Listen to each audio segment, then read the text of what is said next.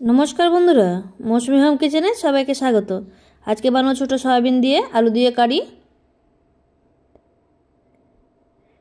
জল গরম হয়ে গেছে, এবার সয়াবিনগুলো দিয়ে দেবো, দিয়ে সেদ্ধ করে নেব।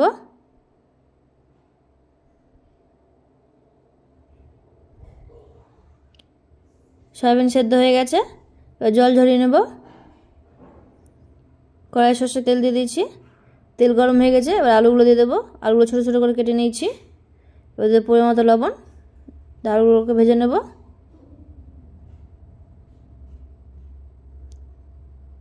আলুগুলো ভাজা হয়ে গেছে, এবার নামিয়ে নেব।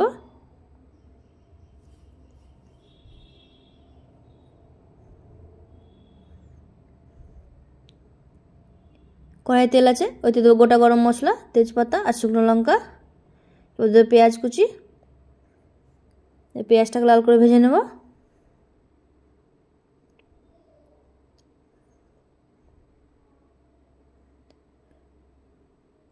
পেঁয়াজ ভাজা হয়ে গেছে, এবার আদা বাটা, রসুন বাটা, লঙ্কা বাটা, তারপর দেবো পেঁয়াজ বাটা, দিয়ে কিছুক্ষণ কষে নেব।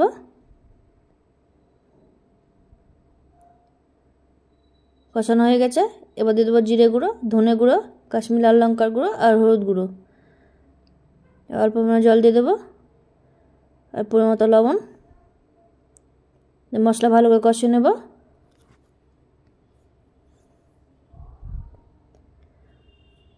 মশলা কষানো হয়ে গেছে, এবার সয়াবিনগুলো দিয়ে দেবো আর ভেজে রাখা আলুগুলো দিয়ে দেবো। সব কিছু আবার কিছুক্ষণ কষিয়ে নেব।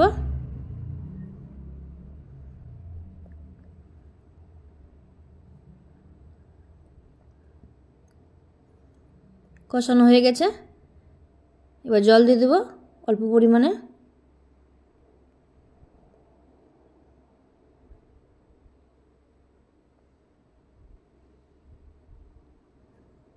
কিছুক্ষণ ফুটিয়ে নেব।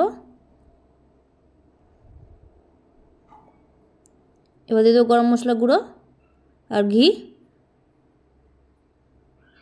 ঘিটা দেখানো হয়নি।